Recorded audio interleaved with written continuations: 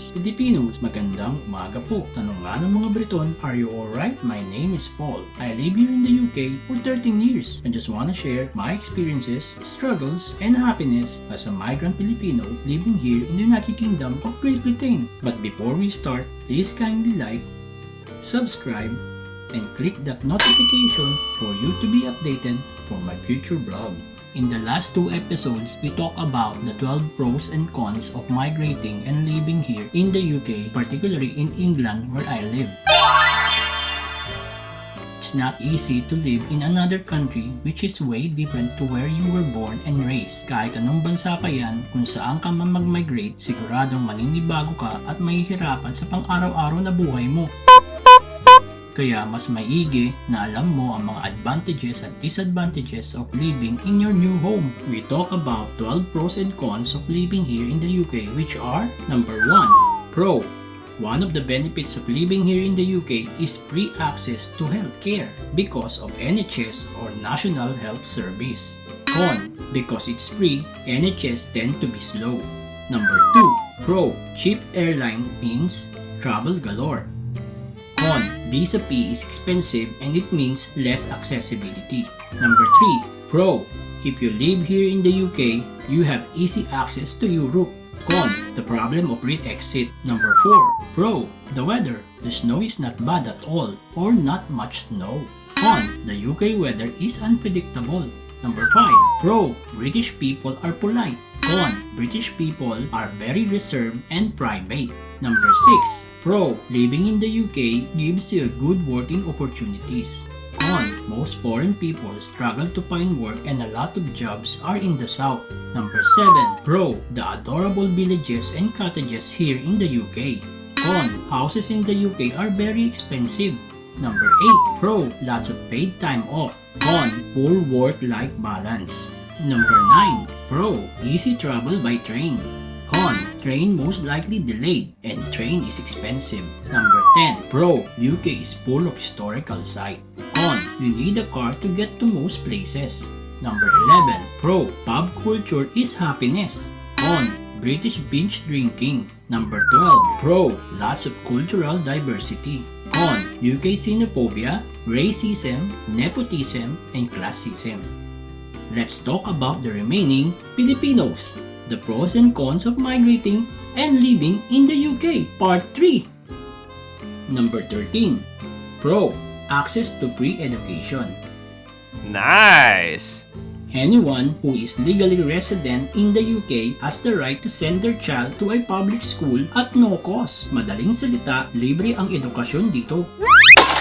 Nagsisimula ito sa primary or elementary hanggang secondary or high school. Madami pong school dito. Hindi katulad sa atin na nagsisiksikan ng mga estudyante. Ang mga Pilipino dito, kadalasan mas gusto nilang pag-aralin ang kanilang mga anak sa Catholic school na libre din naman. Para sa akin, mas maigi na yung mag-aral yung anak ko sa malapit na school sa aming bahay. Bibigyan ko pa ng stress ang sarili ko para ihatid ang anak ko sa isang Catholic school na napakalayo naman sa aming tirahan, hindi ba? Be practical. Normal na public school o Catholic school, wala namang pagkakaiba sa uri ng pagtuturo. Yun nga lang, kung nasa Catholic school ang mga anak ninyo, may mga religion subjects sila at tinuturuan ang mga anak ninyo sa way of Christianity. Matututo silang magdasal. Meron din namang mga school na hawak din ng Church of England na kung saan ang policy nila ay halos pareho ng Catholic school. Ang importante, libre ang pagpapaaral dito. If you want your child to go to private school, then you need to pay, and it's expensive. I'll give you an idea. The average cost for a day only private schools is £4,980 per term or £14,940 per school year. Wow, ang mahal naman yan! Oh man! Milyong piso na ang pinag-uusapan natin sa isang taon lang. Con. Standard of public school is variable. While the public school here in the UK are free, the standard of education varies considerably. Before you enroll your child in a school, it's much better to read first the Olmsted report to make an informed decision. Sa Olmsted Report, malalaman mo kung ang isang school ay excellent at kung ito naman ay failing din. Sabi nga nila, hindi lahat ng public school dito ay pantay-pantay. Meron din namang nahuhuli at meron din namang nakakalamang. Pag mahusay ang school, mas madami ang nag-i-enroll. Bagamat ang policy ay priority ang mga bata na nakatira sa paligid ng school. Number 14. Pro, the British Pound. Sa ating mga Pilipino na nagpapadala ng ating mga remittances sa ating mga pamilya sa Pilipinas, ang isang pro natin dito ay ang pera ng British Pound. If compared it to other currency, it's much way higher even in US dollar. Bakit kaya? British pound is so valuable because Britain's inflation rate is lower than any country's. Its purchasing power is therefore higher. This is one reason why pound exchange rate is so strong and why it's almost always is. Sa palitan ngayon, 1 pound is equivalent to 67.49 pesos. Compare sa US dollar na $1 is equivalent to 55.99 pesos only. Parang mas madami tayong perang napapadala, hindi ba? Con, our Philippine peso. Baliktarin mo ang sitwasyon. Kung ikaw naman ang magpapadala dito ng peso to pound, ay mukhang madugo yan. Ang 1 peso ay equivalent to 0.015 pound. Wala pa nga ang 1 peso natin sa 1 pence. Hindi kayo maniniwala na madami ding mga Pilipino ang nagpapadala ng pera dito sa UK na galing dyan sa Pilipinas. Yung ibang mga magulang nagpapadala ng pang down payment dito sa bahay. O san ka pa? Kala ninyo mahirap ang Pilipinas? Madami na din sa atin ang mga nakakaangat. Ang problema, iba din ang exchange rate nang bumibili ka ng pounds kaysa ikaw ang pinapadalan ng pera dito sa UK. Number 15. Pro, the national parks, countryside, and hiking. The English countryside is full of open green spaces and is home to beautiful national parks. Meron ding mga coastal and inland national parks na nagpapakita ng kagandahan ng kanayunan. Dito lang po sa Nottingham, matatagpuan mo ang mga national parks katulad ng Sherwood Pines, Sherwood Forest, kung saan sinasabing nagtago ang kilalang Robin Hood, ang Airwash Valley Trail, Attenborough Nature Center, at madami pang iba. Pwede kang mag-walking, hiking, or even biking. May mga piliding lugar na kung saan pwede ka ring mag-camping. Hooray! Con, cities are not bicycle and pedestrian friendly. In London, it is considered the least bike-friendly cities in the country, and from the data conveyed by the Department of Transport, naniniwala ang mga Briton na napakadelikadong magbisikleta sa lansangan ng United Kingdom. Bagamat sa kasalukuyan, ang mga cities na katulad ng Leicester, Leeds at Liverpool ay gumagawa na sila ng sarili nilang cycling revolution para maging ligtas ang kalsada sa mga nagbibisikleta. Yes! Number 16. Pro, cheap cell phone plans or mobile phone plans. For me, I think UK's phone deals are cheaper compared to the Philippines. They also say that mobile phone plans in the United States are expensive compared here. Para sa akin na may cellphone plans sa provider na EE, ako po ay kumuha sa kanila ng iPhone 13 Pro Max with unlimited data, unlimited text and call with Wi-Fi in London Tube. This cost me £87.94 every month for 2 years or £5,847 a month for 2 years of exchange rate of £1 equivalent to 66.49 pesos. Ano sa tingin ninyo? Mura ba ang packages ng cellphone plans dito o mas mura dyan sa Pilipinas? A! Con, high cost of living. Ang cellphone plans dito sa UK ay hindi basihan ng pangkalahatang cost of living. A lot of people who want to migrate loopers on how the cost of living in that country are. I think this is a good strategy. Sadly, UK is one of those countries that has a high cost of living. Kumpara natin sa Pilipinas, ang cost of living dito sa UK ay napakataas. Sa upa ko pa lang sa bahay sa isang buwan ay £550 na sa 2 bedrooms.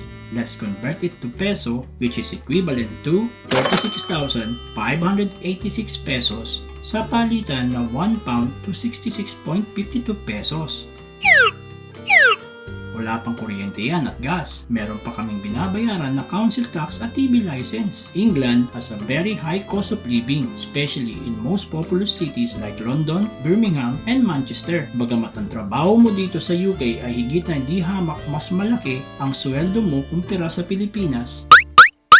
Pero dahil sa taas ng cost of living dito, hirap din ang mag-budget sa pang-araw-araw na buhay. Cost of living improves when you're outside of London. If you live here in Nottingham, you'll find it much reasonable, but it's still way higher compared to where I came from, the Philippines. Number 17.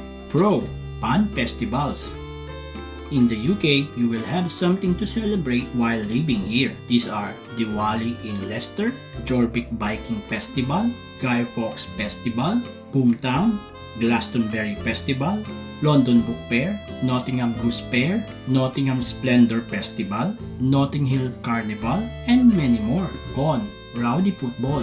Literally, most of the British person who I met that cared for sports would go insane about football. They love their football. Hey, what's all the hubbub? Para sa ating mga Pilipino, mahilig naman tayo sa basketball. Kadalasan, kung may mga malalaking match ng football gaya ng World Cup, if England is playing, the whole country is on standstill. Oh, man! Parang katulad din pag si Manny Pacquiao ang may laban, ang buong Pilipinas naka-holiday. Ang problema dito, kasama sa panonood ng football ay ang pag-inom ng alak. Kaya sa mga stadium kung saan ginagawa ang football, they separate fans to avoid clashing each other. Siyempre, pag nakainom na at nagkantsawan, diyan magsisimula ang rambulan at suntukan. Oh, man! Number 18. Pro. Shopping. England is incredible in shopping. Meron silang tinatawag na high street. Ito po ay mga shop or individual shops na matatagpuan sa kahabaan ng city center. Hindi po to sa malls. Ang pwede ko lang i-compare dito ay ang mga shop sa Chinatown at Quiapo ng Maynila. Pwede rin sabihin parang Cartimar sa Recto. Meron din silang retail parks. Ito naman ay mga shop kung saan ang mga groceries, department stores, DIY stores at iba pa ay matatagpuan. At kung naghahanap ka naman ng mga sale ng kilalang brands, meron din silang tinatawag na designer outlet na kadalasan located outside the city center. They have the variety of shops available here to ensure that there is something that everyone can enjoy, no matter their budget, style, or location. Con. Shop closes early on a Sunday and bank holidays. I'm used to Manila that if I go outside and want to shop for something or even eat some snack, there is always a 24-hour store that is open. I could not do it here in the UK, especially if it is a Sunday. Shops closes early here on a Sunday as well as bank holiday. They closes at 5 in the afternoon on a Sunday. Oh, no! Wala ng groceries or even department stores after 5 p.m. They consider Sunday as bank holiday. That's why they close their shop very early. And they also open very late at around 11 in the morning. Kung sanay ka sa 24-hour lifestyle, sorry, Sundays for you are limited here in the UK. Number 19. Pro. The British accent. Alam naman natin na ang British accent ay napaka-fascinating sa ating mga Pilipino. Napakasarap pakinggan, swabe sa ating mga tenga compare to American accent. Masasabi nga natin, wow, British accent, sosyal. Pag nandito ka na sa UK, alam mo ba, ang British accent ay nag-iiba-iba. Depende yan kung saan sila nakatira, status nila sa buhay, at kung dito sila pinanganak o sa ibang bansa sila lumaki. May mga accent na parang tumutula, meron din namang parang kumakanta, meron ding accent na ubod ng bilis magsalita, may accent na parang sanggano, at meron ding accent na napakalambing. Well, see it or hear it to yourself when you move here in the UK. Con. If you are not from United Kingdom, it's difficult to understand British people. Many people do find the UK difficult. Everywhere you go, you will encounter a new way of speaking with all new slang and new tones. If English is not your first language, then it can feel impossible to tell what the hell people are saying. Sa unang dating mo pa lang dito sa UK, mahirap talaga silang maintindihan. lalo na sa ating mga Pilipino na sanay sa American accent. Mga words nila ay very different sa ating mga kinagisnan na salita. Ang payo ko, bago ka mag-migrate dito sa UK, manood ka ng mga British television programs diyan sa Pilipinas. Makakatulong to sa iyo para masanay ang tenga mo sa British accent. Yes! Number 20. Pro is relatively a safe place to live. UK is relatively safe in most areas, especially in London. Why? Sangkatutak ba naman ang CCTV dito? They're literally everywhere. It's a safe place also for women. You don't need to worry about undue sexual harassment. In a way, it's different from home. Wala pong mga tambay dito na mambabastos sa mga kababaihan. Bawal po yan dito, yung tumambay-tambay ka sa labas.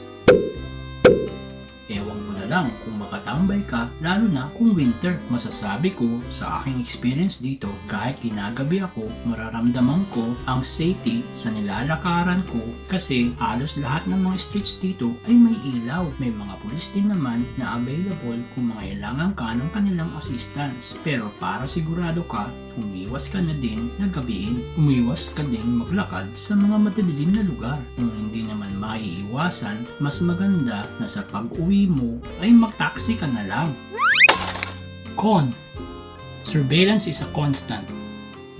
Although some people like feeling safe because of the 24-hour CCTV operation everywhere, some think that this is an invasion of privacy. Expect to be spied wherever you go. Smile ka na lang sa CCTV. Oh no! Con. Certain areas are rough. Opo, meron din parang Tondo, Manila dito. There are areas that are very rough, rundown, and crime rights areas. Madami din mga gangs dito. Usually, they engage in selling drugs, theft, and other crimes. Kung mamalasing ka at hindi mo kayang kumuha ng bahay sa area na medyo posh, dito ang bagsak mo sa mga rough communities. Kadalasan, kung ikaw ay mag-avail ng council house benefits, dito ka na nalalagay sa mga rough areas. Oh no! Kaya mas okay na din magbayad ka na lang ng upa sa bahay kaysa naman malagay ka sa lugar na kung saan baka manakawang ka pa at kung mamalasin magkaroon ka pa ng kaaway na may relasyon sa gang. Number 21. Pro. There are plenty of great bars, pubs, restaurants, and cafes. The cities of UK is absolutely full of restaurants, pubs, bars, cafes, and even nightclubs. Kung ikaw ay night person at mahilig gumimik, gimikero, mag-enjoy ka dito sa UK, lalo na sa Friday night and Saturday night, kung saan madaming Briton ang nagpupunta sa pub at ang iba naman ay nagka-clubbing. Napapansin mo sa mga city centers na napakasaya ng atmosphere sa weekends. Con, it's not the cleanest place in the world. Totoo po yun. Some parts of the city are very dirty and pollution isa pa. Ito po ay kadalasan makikita sa mga syudad na madaming populasyon katulad ng London. Mapapansin mo din kasi hindi lahat ng Briton ay may pakialam sa mga basura na kanilang tinatapon, lalo na kung sila ay galing sa pub o sa nightclub. Kaya kadalasan sa weekend nights, doon mo makikita ang mga pieces of rubbish na nagkalat sa streets ng city center. Just recently, yung mga bagong migrants din ang nagiging cause ng pagdumi ng kalsada ng UK. Hindi sila sumusunod sa mga patakaran kung paano itapon ang mga basura nila. Kaya ang nangyayari, dumudumi ang mga kalsada dito sa England. Number 22. Pro. Britain's royal family lives here. Opo, ang royal family ng UK ay nakatira dito sa England, partikular sa Buckingham Palace. Kaya kung ikaw ay mahilig sa monarchy, ito ang isang lugar na mag-e-enjoy ka at baka pag siniswerte ka, makikita mo pa sila sa isa sa mga celebrating events at parades na kanilang dinadausan. Con, there are always tourists around. Nakakatawa nga ang sitwasyon ko. Galit na galit ako sa mga turista sa London, not even thinking that I myself is a tourist. Napakadami pong turista sa mga malalaking syudad ng UK, lalo na sa London. Halos magkabanggaan na kayo. Nakakairita, lalo na kung ikaw ay papasok sa trabaho. Mapapansin mo ang dami ng turista sa London Tube, lalo na sa peak hours. Malalaman mo na turista ang mga yan kasi sa kanilang kilos at ang kadalasan tingin ng tingin sa kanilang mga phone dahil nahanap nila yung guide para makaikot-ikot sila sa city. Madalas ay nakaharang pa sila sa daanan mo para mga engot na may iniintay. Sa tagal ko na bumibisita sa London, napag-aralan ko ng kumilos na parang hindi turista pag nandun ako. Talaga lang ha. Nung dumating ako dito, wala akong kaalam-alam sa bansang ito. Kala ko madali lang ang buhay dito dahil una sa lahat, ang pera nila ay sterling pounds. Mayamang bansa, siguro nga madali lang manirahan dito. Yun nga lang, mali ang hinala ko. Oh no! Mas maigi talaga na bago ka pumunta dito sa UK o kung saan ka mang bansa mag-settle, USA, Singapore, Hong Kong, Saudi Arabia o even Italy, kailangan mo talagang alamin kung anong pinapasok mo. Sana makatulong itong vlog ko sa mga Filipinos o even sa mga expat na balak mag-migrate o makamigrate na dito sa United Kingdom. Kaya nga po nang sabi ni Neil Gaiman na isa pong English author of short fiction, novels, comic books, graphic novels, non-fiction, audio theater, and films. His works include comic book series The Sandman and novels Stardust, American Gods, Caroline, and The Graveyard Book. The biggest difference between England and America is that England has history while America has geography. Shoutout po tayo sa isa po nating subscriber na si MJ na nag-comment ng yung karamihan sa mga kababayan natin na sa ibang bansa ganyan ang ugali. Nag-ask ka lang ng info on dagdag kaalaman dahil baguhan ka pero halos ipagdamot sa iyo ng impormasyon at sobrang tipid ng sagot na akala naman aagawan mo ng work. May mga Pilipino talagang ganyan. Iniisip nila masasapawan sila or whatsoever. Oh, very well said MJ. Ako lang nakakaranas ng ganyang experience. Ang diskarte talaga, asahan mo ang sarili mo. Pakita mo sa kanila na kaya mo at hindi mo sila kailangan. Don't get me wrong. Meron din namang mga Pilipino na nakakatulong. But from what I know, mas marami ang madamot dito sa abroad. Hindi katulad ng mga Pakistani, Indian, at kahit Chinese, nagtutulungan sila. Hindi ko alam kung bakit ganyan ang kultura natin. Just be positive and learn to do stuff on your own. Thanks MJ sa napakagandang comment. For the way it goes, maraming salamat po. But before we go, please kindly like, subscribe, and click that notification for you to be updated for my future vlog. See you next time. Be proud, Filipinos!